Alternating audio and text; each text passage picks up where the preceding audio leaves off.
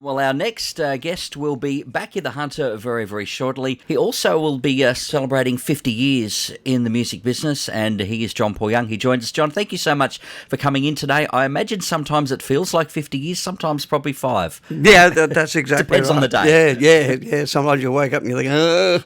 But no, it's been a very long and interesting 50 years, that's for sure.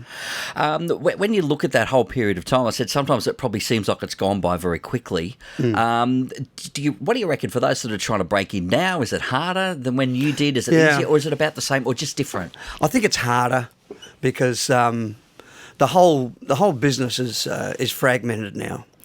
Back in the day, you know, when I joined, a radio station would think nothing of playing "Yummy, Yummy, Yummy, I've Got Love in My Tummy," followed by Led Zeppelin. Yeah.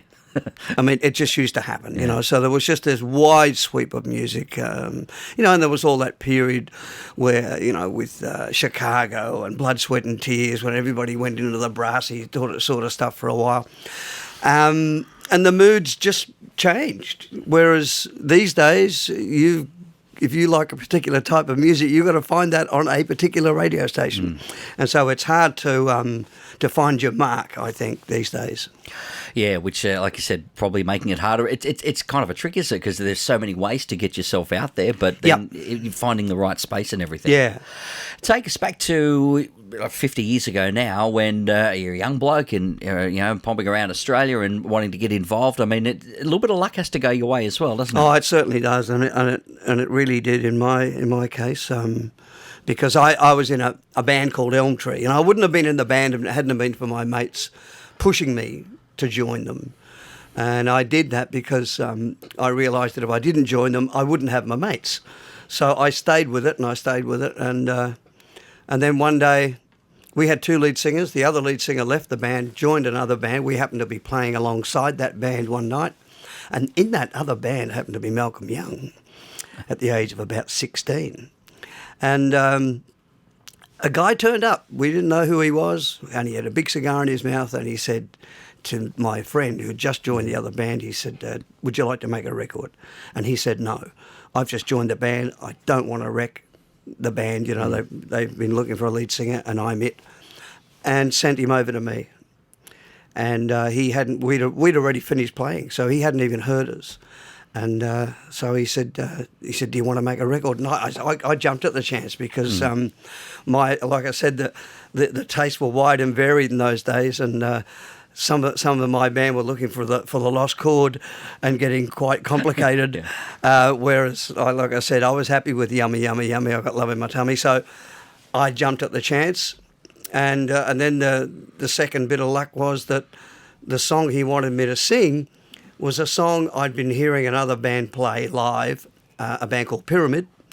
Can't Wait for September. I'm sure you've heard that way back in the past. And they had recorded this song, but wasn't released because they weren't happy with the product. But they used to sing it live, and I'd be out in the audience saying to myself, I wish I had a song like that.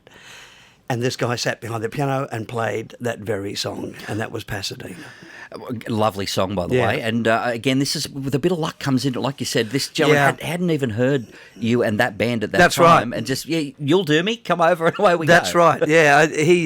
He was responsible for, he used to manage the Yardbirds in England, T-Rex, even George Michael, he managed Wham. So he's a very, very much a mover and shaker in the business in England. Not a bad resume to have. Oh, yeah. Quietly. and not a bad person to be backing you. Yeah, that's just right. quietly. A lot of listeners would certainly remember, obviously, that great 70s and early 80s catalogue, but also that period of time, the countdown years, filling in, being a part of all that. Yeah. How was that for Australian music generally, and how was it to be a part of such a phenomenon? Oh, it was great, and again, that right place at the right time sort of thing happened because Yesterday's Hero just come out, which was my first single since Pasadena because I'd been in JC Superstar, and not only did Countdown start, and I'd known Molly for a couple of years anyway, for nearly 3 years, so there was a friendship there. and then colour TV happened. Everything just happened at once, and so the fuse was lit and off it went. Again, a bit of luck. With right place at the right time. All of that. Again, a chance for another big song of yours that was reheated at the time for the Strictly Ballroom. Of course, Love Is in the Air. A chance to have that resurgence in the 90s. Was that probably a little bit unexpected, but welcome at the time? It was very unexpected. I was up the road working at New FM, and I remember being in the production room, and Sean, our producer, he played it, and he said, "I think this is going to go." And I said, "Well, I'm not too sure about that." I thought to myself, it just sounds like a movie soundtrack thing. I didn't think it had enough legs to actually be a hit again, and I was dead wrong, because it was. In England again as well. It went back into the charts in England, so it was absolutely amazing. We have to talk about the 50 Years Young tour, which is happening, because we next week we'll be giving tickets away for the show. One of your shows coming up at Cessnock. You have got a couple of unfortunate cancellations that you just want to mention for those folks who may have been off to those. Yeah, well, we've had to cancel Lizottes this Friday and the Art House in Wyong on Saturday.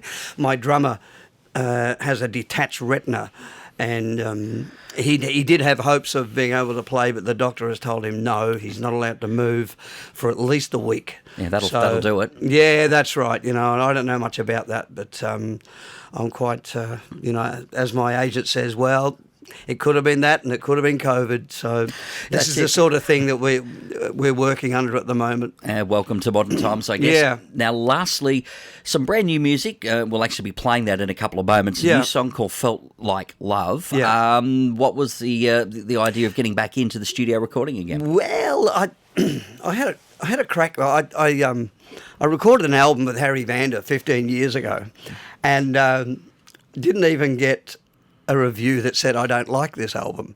There was no review at all, and it just basically disappeared. And it really took the wind out of my sails, and I thought, I'll just continue doing what I do. But this guy called Sean Sennett, he's a Queensland journalist and music writer, and also a songwriter. Him and John Field, who is Anthony Field's brother from the Wiggles, they put together this song.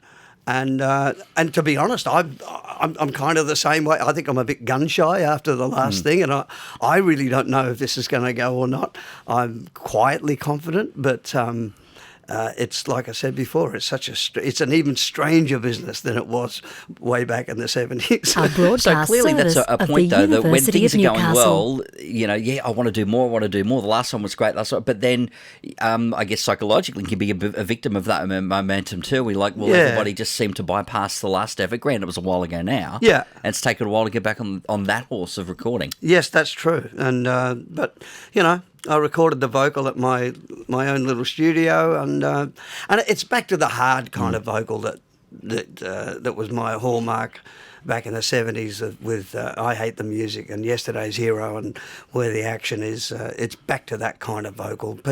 Most people would only know me for the quieter side of things with Love Is in the Air.